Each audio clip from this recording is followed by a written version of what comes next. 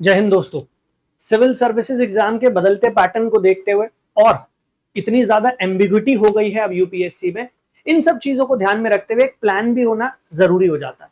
और ज्यादातर एस्पिरेंट्स जब यूपीएससी की तैयारी कर रहे हैं उसके साथ साथ वो एक प्लान भी लेकर चलते हैं। अब प्लान बी को लेकर मैंने पहले भी बहुत सारी वैकेंसीज के बारे में आपको अवेयर किया है, आपको बताया है। रिसेंटली यूपी में गवर्नमेंट इंटर कॉलेजेस में लेक्चरार की काफी सारी वैकेंसीज नोटिफाई की गई है। फॉर्म फिल होना स्टार्ट हो गया है और आप लोग अगर एलिजिबल हैं तो आप लोग भी इस फॉर्म को जरूर फिलअप कर दीजिए। यहां पर एक इंपॉर्टेंट बात है जो आपको पता होनी चाहिए, ज्यादातर लेक्चरार की वैकेंसी के लिए बीएड मांगा गया है।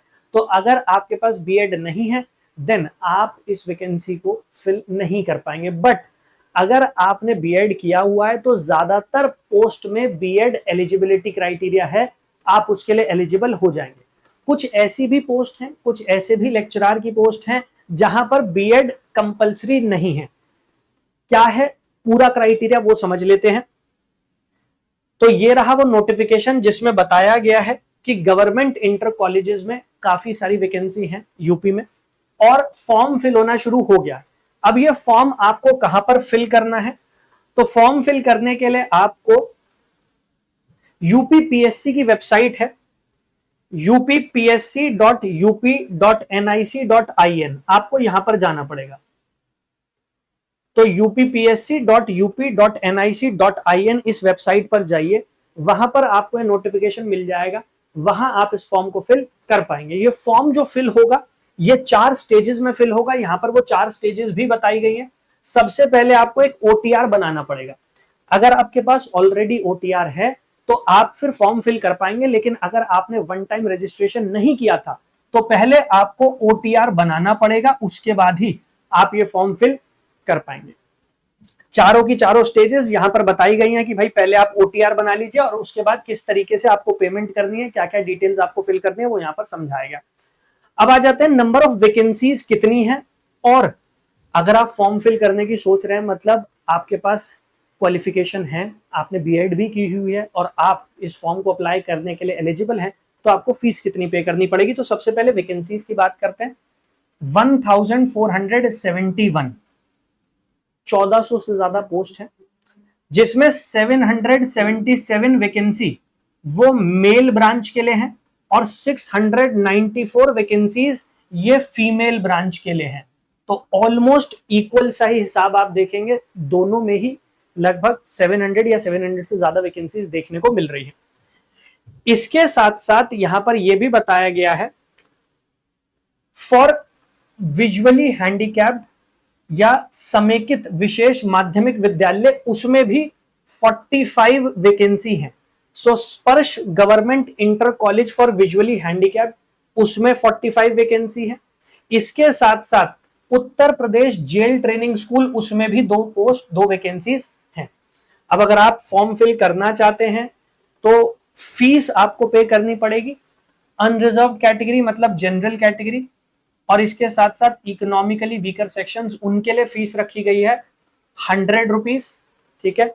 इसके साथ साथ शेड्यूल कास्ट शेड्यूल ट्राइब, उनके लिए फीस है 40 plus online processing fees of 25 rupees, तो हो जाएगा ओवरऑल 65। कुछ इसी तरीके से अनरिजर्व्ड और इकोनॉमिकली वीकर सेक्शन, उनके लिए भी ऑनलाइन प्रोसेसिंग फीस है 25 रुपीज, तो ओवरऑल 125 रुपए आपको एज फीस पे करने पड़ेंगे अगर आप इस फॉर्म के लिए अप्लाई करना चाहते हैं। अब एक चीज और याद रखिएगा, ये जो रिजर्व कैटेगरीज यहां पर मेंशन की हैं ये उत्तर प्रदेश की रिजर्व कैटेगरीज है। अगर आप यूपी के बाहर किसी स्टेट से हैं तो फिर आप रिजर्व कैटेगरी के तौर पर फॉर्म फिल नहीं कर पाएंगे। उत्तर प्रदेश के जो डोमिसाइल हैं उसी में रिजर्व कैटेगरीज को बेनिफिट दिया जाएगा। मतलब जैसे आपके शेड्यूल कास्ट हो गए, शेड्यूल ट्राइब हो गई या फिर इकोनॉमिकली वीकर सेक्शन हो गए, ये सब यूपी के डोमिसाइल होने चाहिए, तब जाकर उनको वो रिजर्वेशन जो है वो बेनिफिट मिलेगा। तो कुल मिलाकर 1400 से ज्यादा वैकेंसीज हैं। और जैसे मैंने आपको बताया रिजर्व कैटेगरीज की अगर हम बात करते हैं तो रिजर्व कैटेगरीज में जो यूपी में डोमिसाइल्ड रिजर्व कैटेगरीज हैं, जिन जिन कम्युनिटीज को, जिन जिन कास्ट या फिर ट्राइबल ग्रुप्स को उत्तर प्रदेश में शेड्यूल कास्ट या शेड्यूल ट्राइब की कैटेगरी में रखा गया है, उनको वो रिजर्वेशन का बेनिफिट मिलेगा। उत्तर प्रदेश के बाहर अगर आप किसी और स्टेट से बिलोंग करते हैं और वहां पर आप schedule caste schedule tribe category में आते हैं तो उसको बेनिफिट नहीं मिलेगा। ठीक है, नीचे की तरफ आप आ जाएंगे तो यहां पर बताया गया है कि भाई कौन कौन सी पोस्ट हैं और क्या क्या क्वालिफिकेशन है। तो सबसे पहले ज्यादातर जो पोस्ट हैं, जैसे मैंने आपको इनिशियली बताया था, lecturer sociology, geography, economics, civics, physics, chemistry, mathematics, English, ये जो सारी कैटेगरीज है, यहां पर post graduation degree in related subject from a university, deemed university, institution established by law, मतलब आप किसी भी डीम्ड यूनिवर्सिटी से आपने पोस्ट ग्रेजुएशन किया हो रेलिवेंट सब्जेक्ट में, इसके साथ साथ आप बीएड हो। सिमिलरली हिस्ट्री के लेक्चरर के लिए again post graduate degree in subject ancient history, medieval history, modern history from a university, और इसके साथ साथ आपने बीएड किया हो। ऐसे ही अगर हम बायोलॉजी के लिए बात करेंगे तो पोस्ट ग्रेजुएट डिग्री होनी चाहिए आपके पास बॉटनी जूलॉजी में, इसके साथ साथ बीएड होना चाहिए। अगर आप हिंदी लेक्चरर के लिए अप्लाई करना चाहते हैं तो post graduate degree in subject Hindi from a university, deemed university, और उसके साथ साथ आपको बीएड की डिग्री चाहिए। तो यहां पर जितनी भी वैकेंसी अभी तक हमने देखी सबके साथ बीएड मांगा गया है, इसीलिए मैंने आपसे इनिशियली कहा था कि ज्यादातर पोस्ट ऐसी है जिनके साथ बीएड भी मांगा गया है। तो उर्दू के लेक्चरर या संस्कृत के लेक्चरर के लिए भी आप अप्लाई कर रहे हैं तो बीएड और बीएड के साथ साथ post graduation in the respective subject वो आपसे मांगा गया। अब अगर हम बात करते हैं स्पर्श inter college for visually handicapped, अगर हम उनकी बात करते हैं तो इस केस में sociology, economics, civics, English, history, Hindi और संस्कृत, इनके लेक्चरर की वैकेंसीज है। यहां पर पोस्ट ग्रेजुएट डिग्री मांगी गई है कंसर्न सब्जेक्ट में, उसके साथ साथ बीएड विद स्पेशल बीएड और MEd degree in visually impaired, hearing impaired. तो क्योंकि वहां पर आप ऐसे स्टूडेंट्स के साथ डील कर रहे होंगे जो दिव्यांग है, इसी वजह से बीएड के साथ साथ स्पेशल बीएड या स्पेशल एमएड जो है वो भी आपसे मांगा गया। इसके बाद Uttar Pradesh jail training school की अगर हम बात करते हैं, यहां पर जो वैकेंसीज है, हालांकि यहां पर वैकेंसी बहुत कम है, 2 ही वैकेंसी है आई गेस, तो वहां पर मास्टर्स डिग्री मांगी गई है, वहां पर आपसे कोई भी बीएड नहीं मांगी गई है। तो मतलब ये हो गई कि अगर आप अप्लाई करना चाहते हैं इन वैकेंसीज के लिए देन बीएड होनी चाहिए, अगर वो नहीं होगी तो आप अप्लाई नहीं कर पाएंगे। अब बहुत सारे एस्पिरेंट्स ऐसे हैं जो यूपी पीएससी की तैयारी कर रहे होते हैं, यूपीएससी की तैयारी कर रहे होते हैं और ह्यूमैनिटीज बैकग्राउंड से आते हैं, उन्होंने मास्टर्स की होती है, बीएड की होती है और उसके बाद वो तैयारी कर रहे होते हैं। तो आप लोगों के लिए एक अच्छी अपॉर्चुनिटी है, क्योंकि ज्यादातर वैकेंसीज जो आती है वो ह्यूमैनिटीज बैकग्राउंड के एस्पिरेंट्स के लिए नहीं आती, बट यहाँ पर अगर आप देखेंगे यहाँ पर आप लोगों के लिए एक अपॉर्चुनिटी है, तो आप इस फॉर्म को जरूर फिल कीजिएगा और अपने आप को एक अपॉर्चुनिटी दीजिएगा कि एक करियर भी जो है वो आपको मिल जाए। अब अगर हम बात करते हैं एज क्राइटेरिया की, तो एज क्राइटेरिया है 21 ईयर्स से लेकर 40 ईयर्स तक, 21 से 40 साल तक आपकी एज इसके बीच में लाई करनी चाहिए।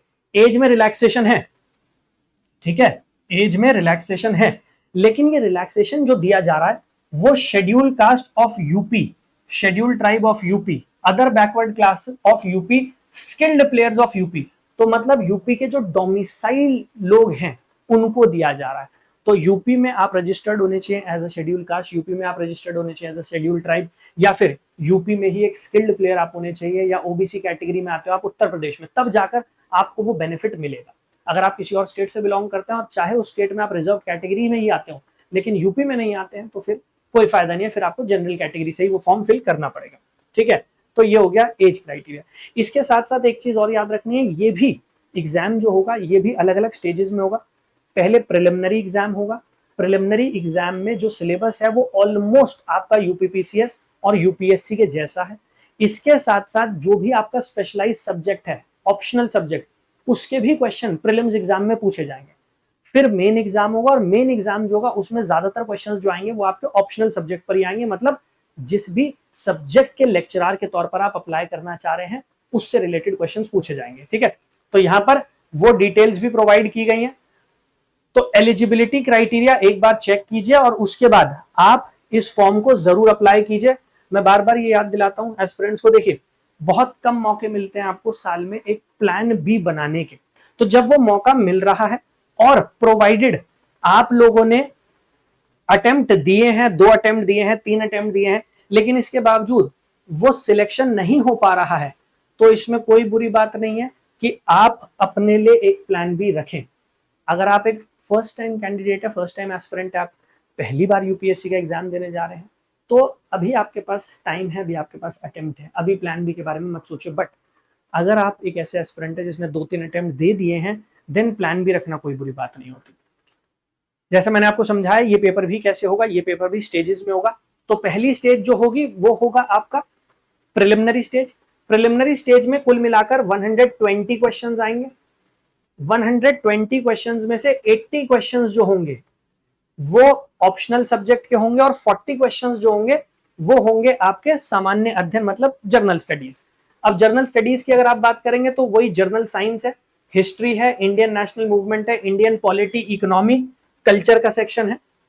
इसी तरीके से इंडियन एग्रीकल्चर, कॉमर्स, ट्रेड है, वर्ल्ड ज्योग्राफी और इंडियन ज्योग्राफी और नेचुरल रिसोर्सेज है, current national and international important events, logical reasoning based questions, elementary mathematics up to class 8th level, ecology and environment, और इसके साथ साथ special knowledge regarding education, culture, agriculture, industry, trade, living social tradition of Uttar Pradesh. तो UP specific knowledge जो वो आपसे मांगी जा रही है।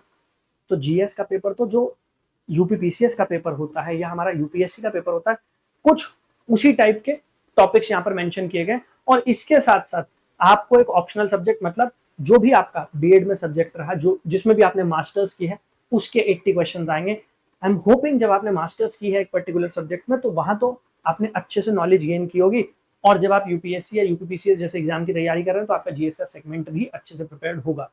सो अच्छी अपॉर्चुनिटी है, काइंडली अच्छे से इस पेपर को स्टडी कीजिए, इसके सिलेबस को स्टडी कीजिए, जिससे आप अच्छा परफॉर्म कर पाए। एग्जाम कब होगा अभी नोटिफिकेशन में नहीं बताया गया, सिर्फ ये बताया गया कि आप फॉर्म फिल कर दीजिए, उसके बाद आपको नोटिफाई कर दिया जाएगा। ये फॉर्म नेक्स्ट मंथ तक फिल हो पाएगा, सितंबर 10-12 तारीख तक फिल हो सकता है फॉर्म। तो अभी आपके पास टाइम है, आराम से बैठ के इसको स्टडी करना, अपनी एलिजिबिलिटी क्राइटेरिया को देखना, उसके बाद आप फॉर्म फिल कर सकते हो। अगर कोई और भी डाउट है, कोई और सवाल है आपका, तो कमेंट सेक्शन में आप जरूर मुझसे पूछ सकते हो। इसके साथ साथ यूपीएससी की तैयारी जब कर ही रहे हो या यूपीपीसीएस की भी तैयारी कर रहे हो, तो आप यूपीएससी टॉपर्स हब मेरी वेबसाइट पर चले जाना। वेबसाइट पर मैंने यूपीएससी एस्पिरेंट्स के लिए 50 मोस्ट इंपॉर्टेंट टॉपिक्स के नाम से एक पूरी फाइल तैयार करके अपलोड कर दी। उसमें आपके यूपीएससी एग्जाम में प्रीलिम्स की स्टेज में जो 5-6 सबसे इंपॉर्टेंट हमारे सब्जेक्ट्स हैं, polity, economy, geography, environment, history, science, उनके 50 सबसे इंपॉर्टेंट थीम्स और उन थीम्स में सब टॉपिक्स वो मैंने उसमें ऐड कर दिया। आप उसे डाउनलोड कर लो और जब तैयारी कर रहे हो तो उसके अकॉर्डिंग करो। वो डाउनलोड आप कहां से कर सकते हो, आर कोर्सेज के सेक्शन में चले जाना। आर कोर्सेज में चले जाओगे, फ्री यूपीएससी स्टडी मटेरियल में आ जाना। फ्री यूपीएससी स्टडी मटेरियल में आ जाओगे तो यहां नीचे की तरफ आपको मिलेगा 50 मोस्ट इंपॉर्टेंट टॉपिक्स, यहां चले जाना। जब आप 50 मोस्ट इंपॉर्टेंट टॉपिक्स में आ जाओगे तो ये रही वो फाइल, इसको डाउनलोड कर लेना, ये बहुत काम आने वाली है आपके। पिछले 20-25 साल में जो यूपीएससी ने क्वेश्चंस पूछे हैं उससे रिलेटेड टॉपिक्स मैंने यहाँ पर ऐड कर दिए।